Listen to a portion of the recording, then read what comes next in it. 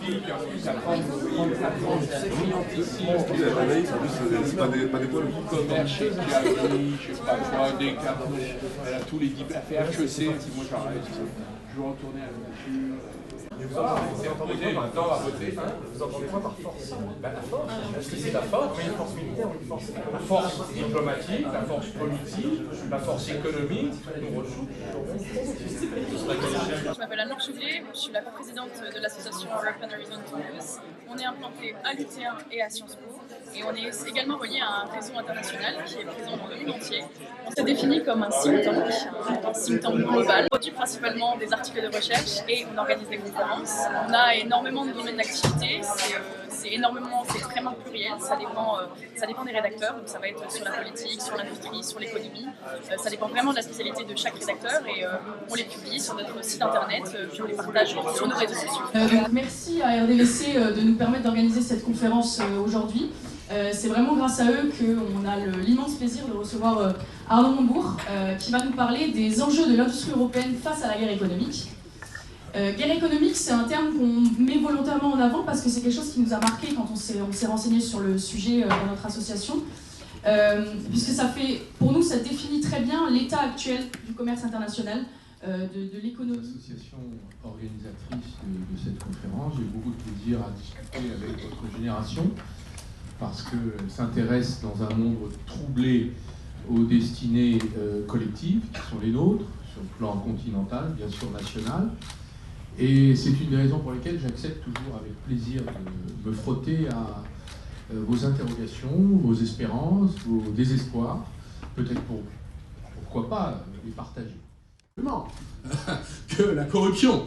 Et donc, on a donc fait ça il y a 20 ans. Les Américains ont fait voter une loi qui, pendant très longtemps, n'a jamais été appliquée. Pourquoi? Parce que c'est très difficile de... Et d'ailleurs, c'est ce que notre industrie de l'armement s'est dit. C'est très difficile de démontrer. Et puis, après le 11 septembre 2001, s'est installé un dispositif d'écoute mondiale de la part des Américains qui ont créé la NSA. Et qui ont commencé à surveiller toutes les conversations écrites, visuelles, téléphoniques du monde. Le président de la République de l'époque, dont le nom n'a pas besoin d'être prononcé, aucun mot n'a été dit. Enfin, les mots de politesse habituels. Quand moi j'ai demandé des téléphones cryptés, parce que quand on a compris ce qui se passait, on a eu 2-3 réflexes professionnels, j'ai appelé la DGSE, on m'a dit, on n'écoute pas les Américains parce que ce sont nos alliés. Formidable. Donc, si vous voulez, on s'est dit qu'on était quand même des nains dans ce monde. On est parti avec un chèque de 13 millions. Pour moi, ça vaut la radiation de la Légion d'honneur, ce qu'il a fait. Ce que j'ai dit. Pour moi, c'est une trahison nationale. Et j'ai dit, je le répète ce soir, j'espère qu'il y a un journal ici qui pourra le répéter, ou sinon, mettez-le sur les réseaux sociaux. Je considère, et je le dis avec pondération, quand un dirigeant se comporte de la sorte, pour moi, il porte cela comme un poids jusqu'à la fin de ses jours. Et il le portera. Parce que ce qu'il a fait à la France est indigne. Premièrement. Deuxièmement, est-ce que les dirigeants politiques de notre pays ont été à la hauteur? Je ne crois pas. On pouvait bloquer cette vente. Il suffisait qu'ils me disent « on te suit Arnaud », que sinon, si je leur désobéissais, c'était pire. Donc, on te suit Arnaud, on y va. Bon, j'ai eu un débat à l'arbitrage, à la loyale. Vous savez comment ça se passe. Vous avez le président de la République pour le jour de la décision qui vous convoque. Il y a le secrétaire général de l'Élysée à sa droite, le secrétaire général adjoint à sa gauche, donc M. Jouyet, M. Macron, M. Hollande. Il y a le Premier ministre à côté de moi. Il y a le ministre des Finances, le ministre du Travail, qui est à côté du Premier ministre, moi-même, et nos directeurs de cabinet. Le débat arrive. Alors, Monsieur le ministre, vous avez la parole. Que proposez-vous? Je propose que nous bloquions cette vente qui est contraire aux intérêts de la France. Nous avons une solution alternative et il n'y a aucune précipitation liée à cette affaire. Très bien. Premier ministre dit il est très difficile de remettre en question une décision prise par un conseil d'administration. Ah bon? Très bien. Admettons. C'est donc les conseils d'administration qui dirigent le conseil des ministres. C'est à peu près ça. Très bien. Et après, j'ai eu le secrétaire général de l'Élysée adjoint, M. Macron, actuel président de la République, qui a dit « on n'est quand même pas au Venezuela ». On n'est tellement pas au Venezuela qu'on va finir luxembourgeois, quoi, ou je sais pas, monégasque, enfin, timbre-poste, quoi. Alors l'Union européenne, là-dedans. Ah ben la Chine, c'est les mêmes. Alors oui, parce que j'ai oublié de vous dire, là pour le moment c'est les États-Unis, mais on a la Chine aussi. La Chine ne procède pas de cette manière. Peut-être devrais-je dire que dans le terme, puisque nous sommes maintenant colonisés, nous sommes une colonie des États-Unis d'Amérique. Sur le plan numérique, c'est certain. Colonie économique, parce qu'ils viennent faire leur shopping. Moi j'étais surpris, un jour j'ai eu la patronne d'IBM qui est venue me voir, on parlait à Bercy sur les pôles de compétitivité. Elle me disait, vous savez, monsieur avec son accent américain, il disait, vous savez, monsieur le ministre, nous aimons vos pôles de compétitivité parce qu'on vient faire notre shopping dans les startups technologiques. Il faut le savoir. Et donc les 30 milliards, moi je considère qu'il faut les donner à d'autres et les récupérer. Donc moi je serais en face du président chinois, je dirais, monsieur le président, c'est l'empereur de Chine, d'ailleurs c'est un personnage absolument extraordinaire. Extraordinaire. Je me souviendrai toujours du Premier ministre chinois, qui est un homme très très intelligent. Quand vous régnez sur 1,2 milliard de personnes, généralement il y a de bonnes raisons. Même quand il n'y a pas de processus démocratique. Parce qu'il n'y a pas de processus démocratique, vous avez des gens intelligents.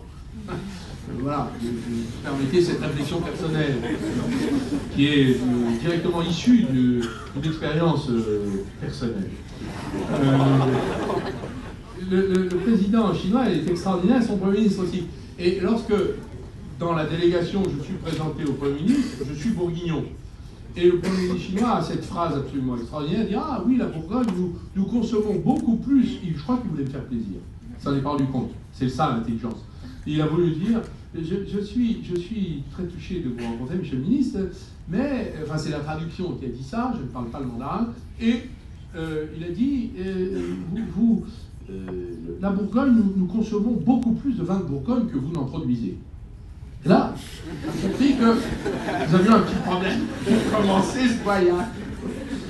Voilà, c'est le charme de nos amis chinois, est tout à fait extraordinaire. Je pense que là, vous avez des éléments d'interrogation. L'Europe est-elle là? Jamais. Donc, qu'est-ce qu'on va faire? Eh bien, on va faire sans elle. On ne va pas lui taper dessus, elle est déjà bien mal. Mais on va faire sans elle. Donc, on va reprendre nos billes. J'ai besoin sur le changement climatique, on va faire du bilatéral, puis on va essayer de construire. Sur l'affaire de l'énergie, sur l'industrie, sur tous les sujets, on va reprendre le billes. Parce qu'on ne peut pas confier à une autorité supranationale le soin de régler des problèmes nationaux qu'il ne règle pas quand vous êtes interdit vous-même de les régler au plan national. Précaution oratoire, car s'agissant d'un inculpé mis en examen par une puissance étrangère, je vais m'abstenir de porter le moins de jugement sur le jugement, et de juger par avance. Je connais bien M. Gaulle, j'ai négocié avec lui, pas que son salaire, mais aussi beaucoup de choses pour la France, et je vais vous parler sur le plan industriel.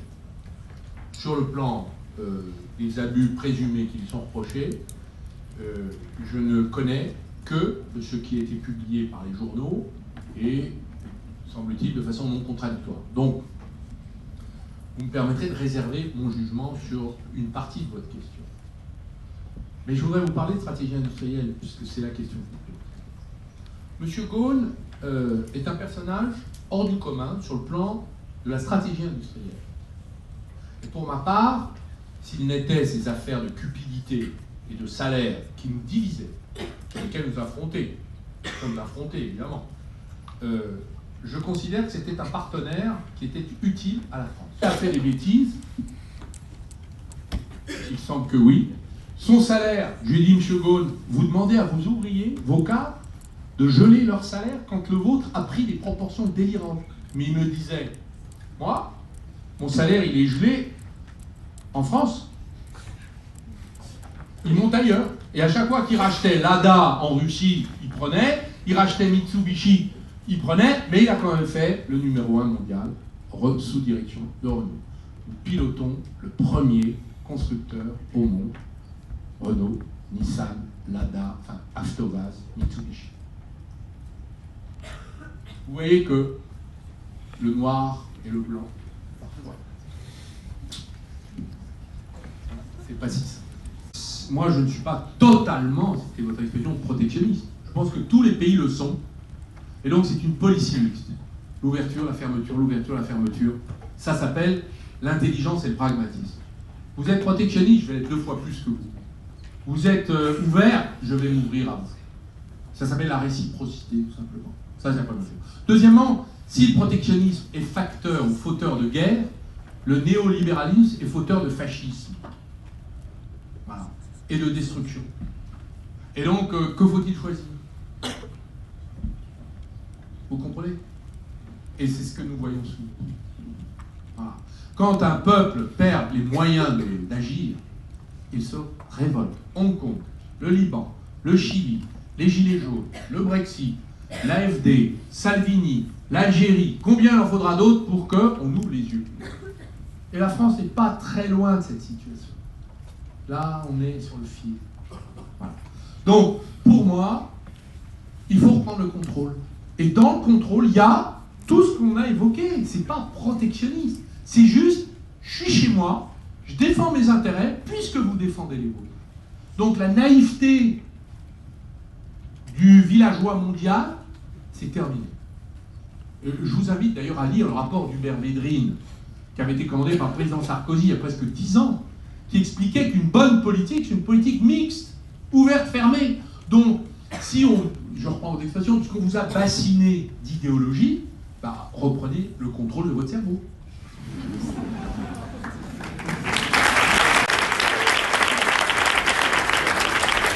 La conférence est terminée. Merci à tous d'être venus. J'en profite pour vous dire que la semaine prochaine, on recevra Pascal Boniface ici. Attendez, avant de vous lever, je vais immortaliser par un selfie.